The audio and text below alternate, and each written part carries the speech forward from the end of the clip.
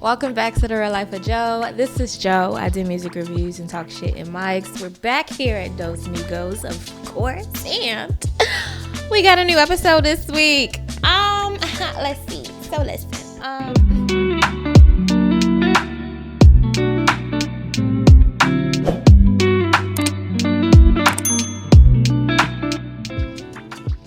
So this week we have a guest coming, per usual. I love having guests on the show. It's making it so much more fun. Anyway, the guest we have this week is Maurice Fox from the They Be Talking podcast. You have seen him before in a couple episodes ago.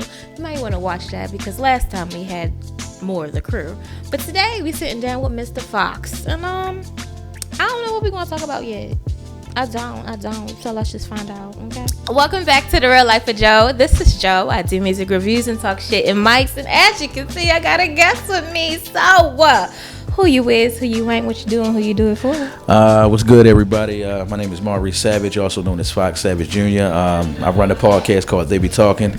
I also do a lot of other things as well. I'm a fitness coach as well. Do a lot of other podcasts, and this is my friend right here that I'm glad that she's let me collaborate with her. This is our second time doing it, and I can't wait to do it again. Yes, and if y'all didn't catch on, you have seen them before a couple episodes ago from the They Be Talking podcast collaboration episode. So you might want to rewind, watch that, catch up, see what's going on.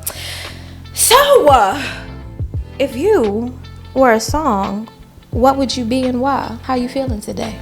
If I was a song right now, what would I be? It could be a song I'm creating or just a song that's already out. Just how you feeling. What song is how you feeling today? It's gonna be crazy. What is it? It's a gospel song. I'm trying to think. Order my steps in the world. That right there means something to me on a regular basis. Even right now, what I'm feeling. Sometimes I'll just hear that, and you know that song, right? No, what is it? Order my steps in the world, dear Lord. Please order my steps. And it's an old church song. Is that Fred Hammond? That's not Fred Hammond. Nah, but it's an old. I'll play it for you. When you hear it, you can be like, okay, I can see why you like it. But it's one of those songs where it's saying order my steps. Basically, what it's telling me is, stop living life the way you perceive that it's supposed to go and how you think it's supposed to go. Ooh. And if you're going to be of God and do exactly what God says, you're going to do how God wants to do. You're not going to sit up here and say, well, God, can you love me, but I'm going to still smoke cigarettes and cheat on my wife? Ooh. Nah, if you're going to go by what you saying you're going to go by as far as God, you got to do it. So I think that song helps me because I basically said, Lord, I really don't want to live in Maurice way no more. I lived, 38 years and be real, about 17 years in your way being a bad guy, being a gang member and all that. The next 30 plus years, I want to live for God. Awesome. It's deep, heavy. I love it. Okay, hallelujah, amen. All right. So how's your podcast journey going so far? Well, before I get into that, I got to give her a big shout out because this young lady right here has helped me a lot. As far as the first time I met her, she didn't know anything about me, not even my name. And when I asked about editing programs, asked about what computers to use, all that. So I got to give a lot of credit to her to why it's going the way it is because I already had my vision. I just needed a little bit of help. And as we speak right now, she's still in the same department of helping me. But as far as with the podcast, actually, it's doing great. I'm going to cry. Hold on. Hey, that was sweet. Thank you. I got to give credit where it's due. I got to give credit where it's due. But as I said, I do a podcast called 360 Podcast. That's me and my cousin. It's like a boyish show where we just have fun, talk about guyish things, mostly have fun on there, really no serious topics. Then I have a sports show called KTSC Sports, which I do on Mondays, but I didn't do this one so I could be here with this young lady because I couldn't wait. Thank you. Sorry, guys. Sorry to his fans. And what we do is we talk about sports all over, every single thing that goes on, sports from rumors to anything, contracts and all that. We talk about every single thing, and then we definitely give a big segment to the Ravens. Shout out to the Ravens. You feel me?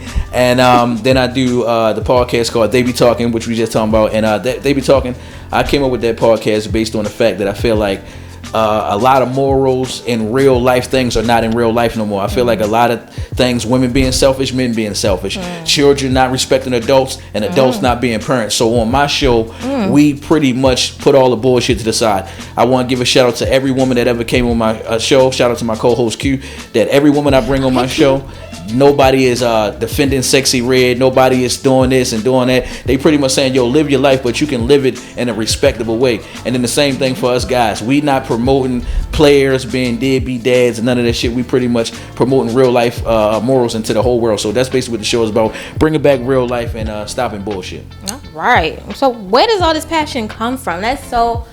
It's what I say. That's a heavy hitter. You got heavy hitter topics. So like, where's the passion coming from? All right. Well, the passion come from, again, I gotta give you a shout out again. Anybody who I watch in the same, well, first thing we gotta start with sports. Sports, you always in competition with people, so you try to. The first competition is making the team, beating out somebody so you can become a starter, and then also staying on the team. Now you're competing against actual people in this, that, and third, so it makes you study other people. Like when I play, let's just say for instance, I play quarterback.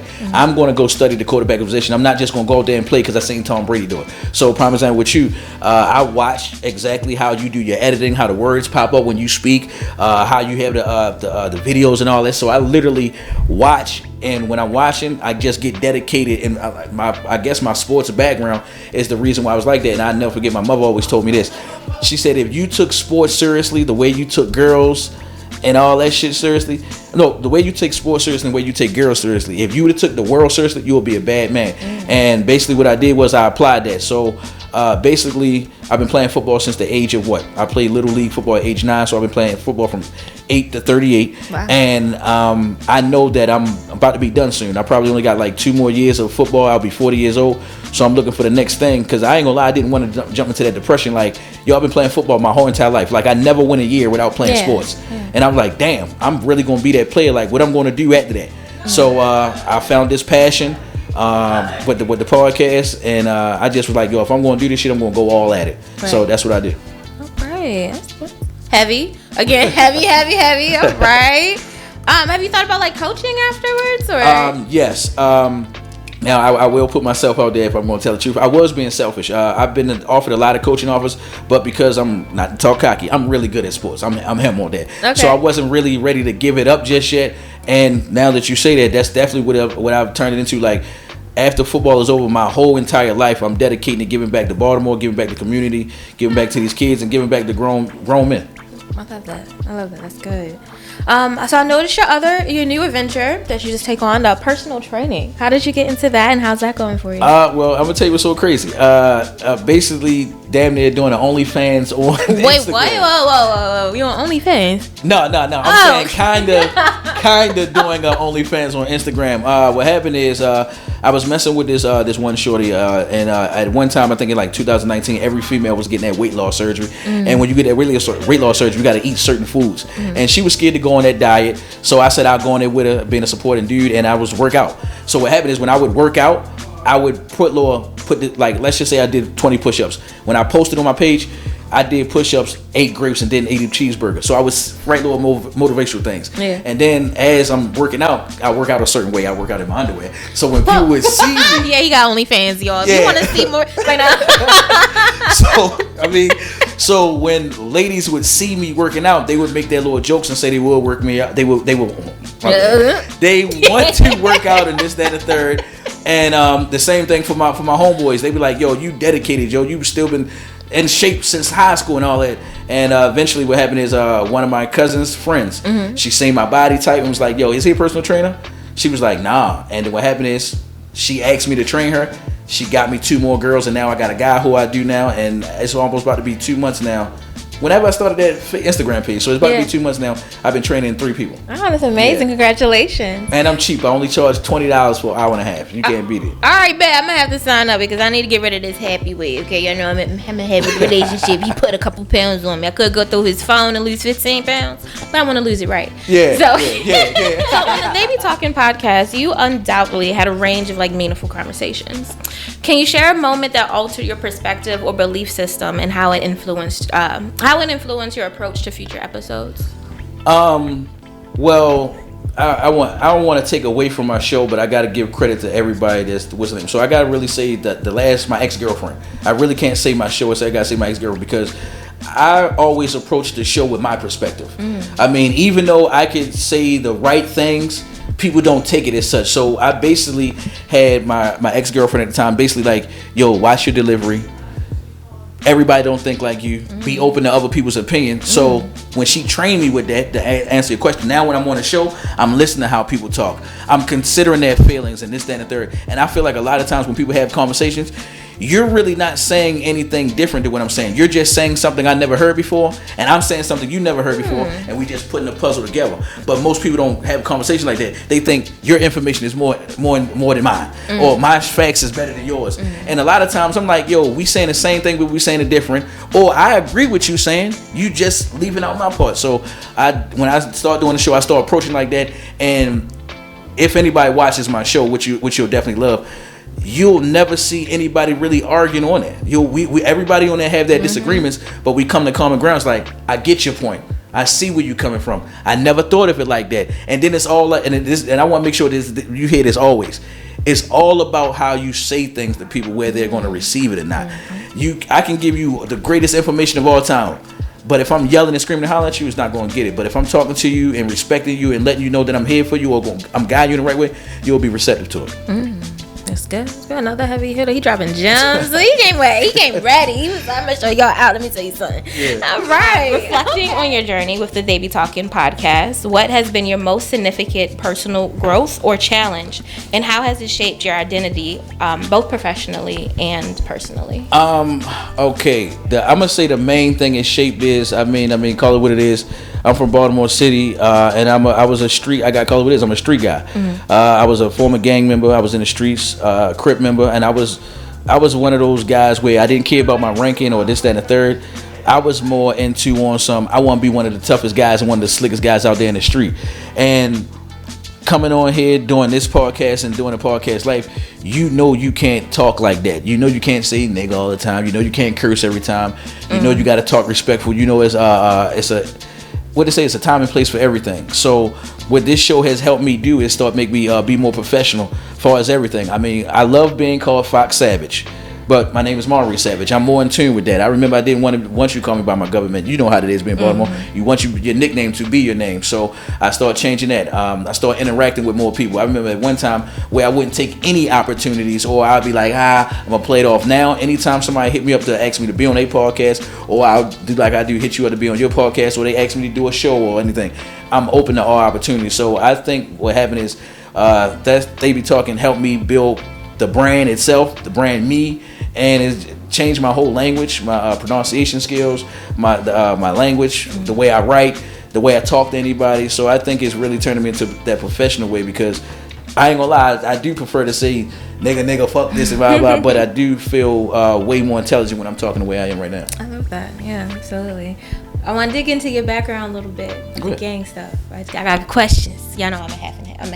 I say I'm a half and half all the time because I live halfway in the city, halfway in the suburbs. I'm perfect. It was perfect half and half. Half and half-ism. Whatever, it's a word. Google it. What was that like, and why did you get into that lifestyle? Well, when I got into the gang shit, and this is a good story.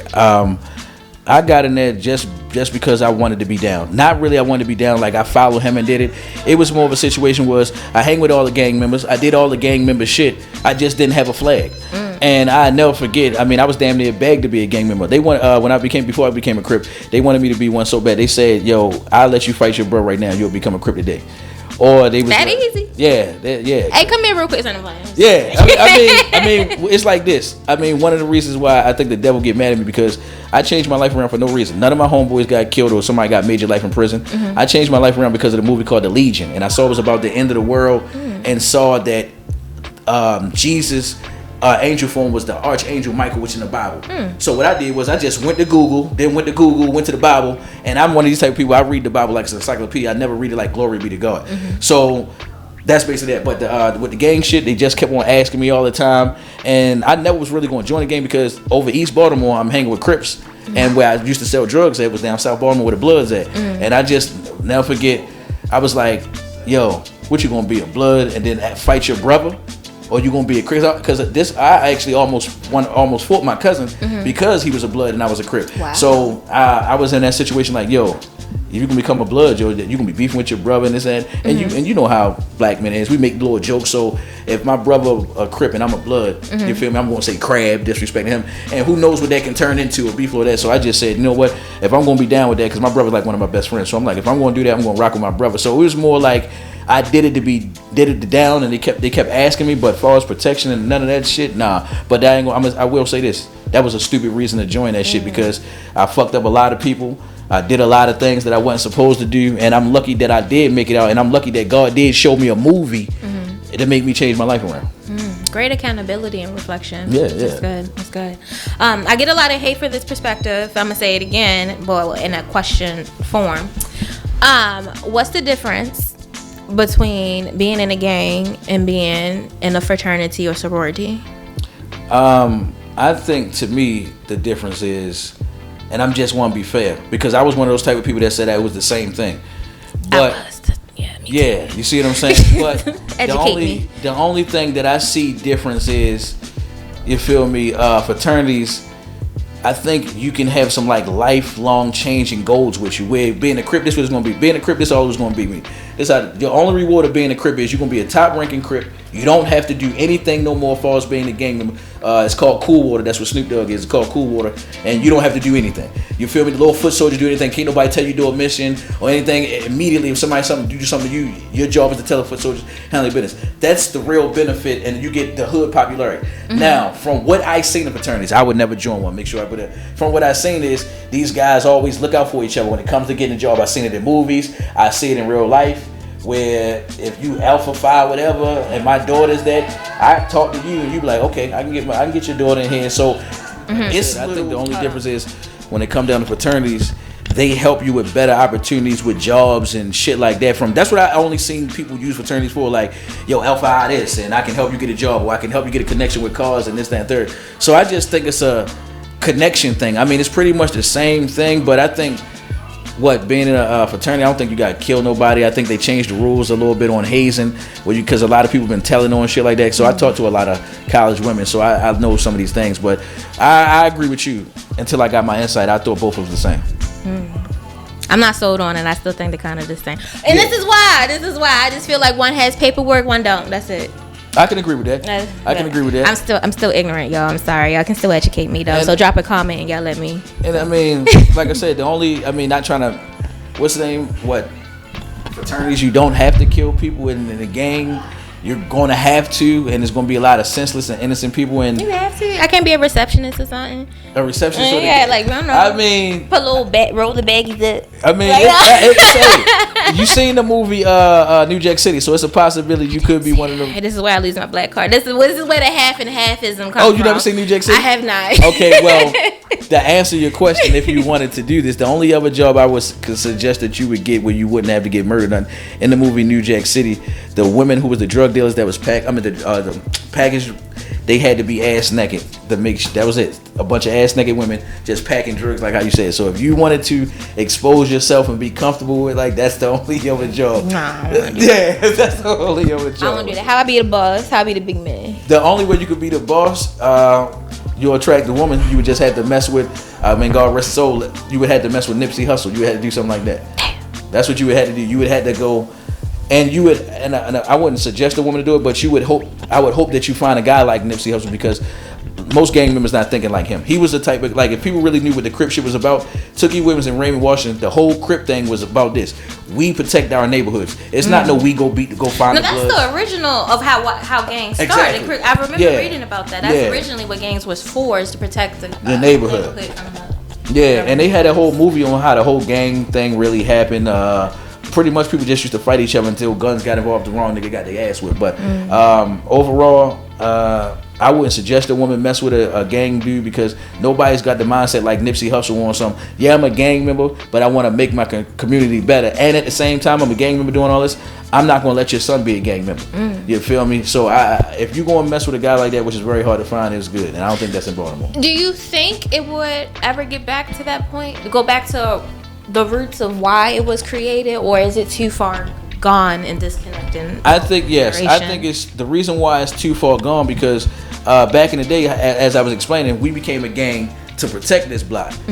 Right now, I mean, we just call it what it is. If me and you friends and you making too much money on the street, I might try to set you up. That's how it is now. Wow. So before we can even think about being a team, I'm worried about you making more than me, or you more popular than me, or you get more girls than me, or this, that, and third. Wow. So instead of the goal, like you see this, and I'm not trying to clown nobody in Baltimore City, but I mean, you see it all the time.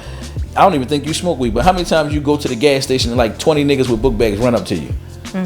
Now, mind you, why 20? I thought I just looked good. I'm just playing. Yeah, hey, that's true.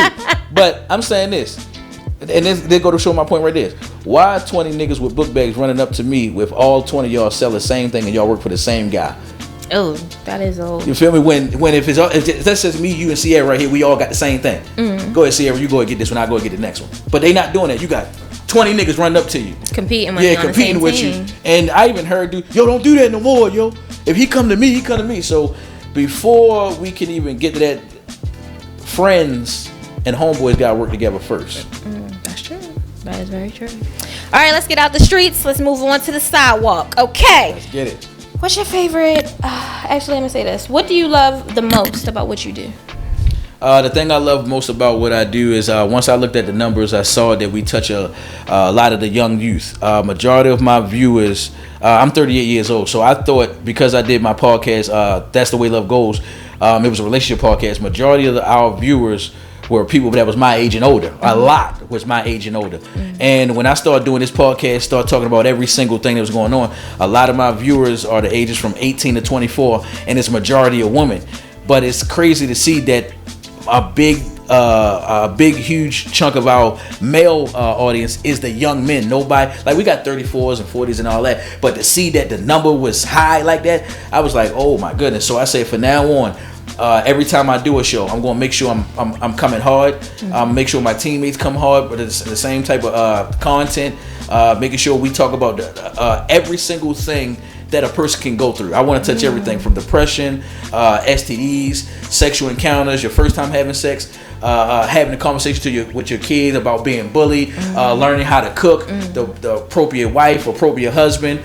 We talk about every single thing because I feel like right now in this world, we ran away from morals. Women don't want to be the wives. Men don't want to be the husbands. It's always an excuse about something. Why don't nobody want to do that part? And I always stress this a lot on my show.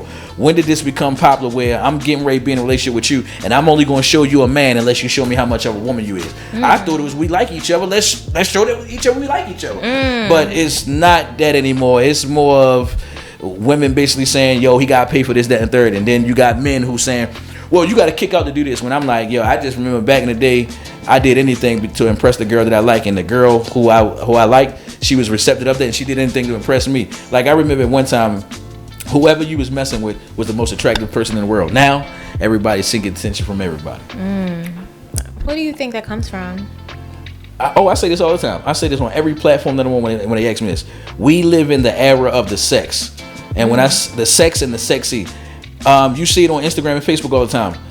People dressing their children up at 4 and 5 years old, looking like grown ass men and grown ass kids. Crazy. Like weave and little kid. You 3 years old. Why she got weave and big hoop earrings? Sons with the fades and this, that, and the third. So when you starting the children off like that, looking sexy, you already know what the parent is doing to their self. You feel me? The average parent is gonna, if that child look good, they gonna look good. So you got that perspective going on. Then you got the older women, and I ain't gonna lie, this is black people curse. That the fact that we get old as shit and still be looking fine as shit, young as shit. So when you looking young and still fine and all that, then you don't want to do old shit. So now you feeling yourself and shit. I mean, look how many grandmothers right now still going to clubs, still doing this, exposing their bodies. Yeah, nobody watching kids no more. Yeah, I remember I went to a club, and I'm used to young girls. I go to the club a lot. I'm used to young girls getting on the couches. I'll never forget this. That old joint. It was old ladies on the couch twerking and having Gertrude hold her up and Vicky hold them up and all that. It was funny like that. But again, back to what I was saying. We live in the era of the sexy. It's like this. Yeah, it's cool that I gave you attention, I showed them on you, but damn, it's like 3 other dudes who look like me or better than me give you the same thing, and it's not like it used to be like, oh, all right, this person like me. It's like, damn, this nigga like me? Oh shit, this nigga like me? Well, let me go ahead just see what I can do out here, and you know, I already know how it is for guys. We the worst. So if I get a pretty girl like you talking to me, and then some more talking to me, now I'm just out there doing what I gotta do. So, like I said, I think we live in an era of sex, and people's too worried about their looks more than anything. I can't even say you worried about nothing financially. I can't even say you worried about sex. I can't even say you worried about words. You just see that, oh my God, I look sexy when I put this shirt on. Oh my God, I look like this. And then you see the attention you get. You're really not worried about if one person love me, because your mind go, if this person want me, I can do this and do that. So we live in an era of the sexiness. And not too many options. You think that could be it too? If you think about back then, everybody's more connected and it's much easier to get attention. It's much easier to, let me just send a text. Let me get my dopamine hit from this guy real quick because this guy's not even. It's so many options that you don't really focus on what you have in front of you because you're too busy side-eyed and what's over there, you know? Sad world. Yeah, it's definitely sad, and that's why I got my show to bring it back, because it's wild. Yeah. When it was the show that you're speaking of, right? Is you still talking about that They Be Talking, or is the other one? The goal. That's the way love goes. Yeah, that one. Well, I stopped. I stopped doing that one so I can do They Be Talking. But basically the same morals I was bringing over there, I bring over. Oh, so this is like a revamped and more team. Yeah, team, and I wanted to have a female because that's what the little discrepancy that we had on They Be Talking is that That's the Way Love Goes is I would have females on the show because men cannot speak for y'all. No matter how much I tell you how much I love you and care for you, I never forget a woman said this: you're loving me according to what you show me. You're not loving me the way I want to be loved. So for me hearing that and saying that, I said from now on, every time I do a show, period, I want to have a female's perspective. I want to know what a female's thinking, and I want to know, understand where a female's coming from, not just man, boys. And that's basically what I do right here. And that's why I said I'd like to have females like you on the show, females like you, to give y'all perspective and let us know like what y'all want us to understand, where y'all coming from, and we would like for y'all females to compromise. Like, babe, I don't know where you coming from, and I'm not a mind reader, but I'm glad that you're telling me, and I'm open to fix those things. That's awesome. All right, I love it. So, let's see what we got.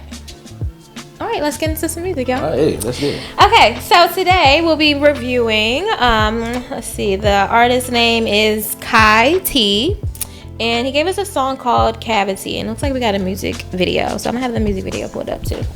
The bio he gave us, it says, I am Kai T, I am an underground rapper trying to make it on the top and feed my family, that is all. Okay, that's fine. Nice to meet you. So let's go ahead. I'm gonna go ahead and get the video pulled up again. This is Kai T, and the song we're listening to is called Cavity. It's gonna be a music video. I'll have it playing for you. I'm about to have it playing for you in a second. Okay. So we're gonna have a lot of things going on, but it ain't none of your business anyway. Let's get it started. All right, I ain't gonna hold you. The video wasn't videoing on our end, so I'm gonna just play it audio for us, but I'll put the video for you. So sorry. All right, and again, we're listening to Kai T, Kai T, and his song Cavity. I don't know if it will work. All right, just want to listen to it.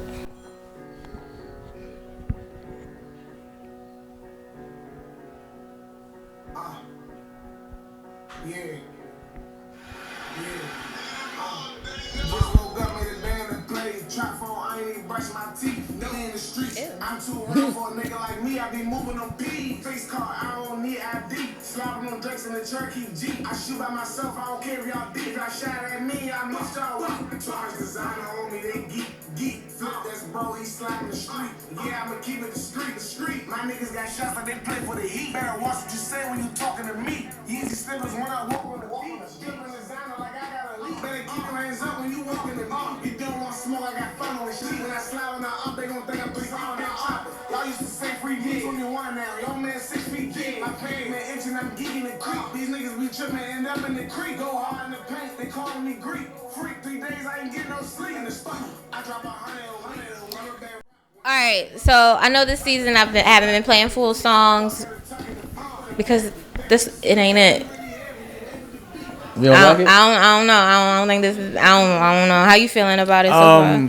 Well, this where the sucker in me comes in a little bit, because I'm a street guy, so I like when I be hearing certain things that I can adapt to and things that I went through, and I like what he's saying as far as when it comes to the gutter shit. I like it, but overall, is he like a guy who I'm about to say, yo, this is the next guy I'm about to be bumping? Or my favorite rapper is Key Glock. My overall was Young Dolph, but am I getting ready be bumping and rocking this guy. No, but I will say this was going in his favor.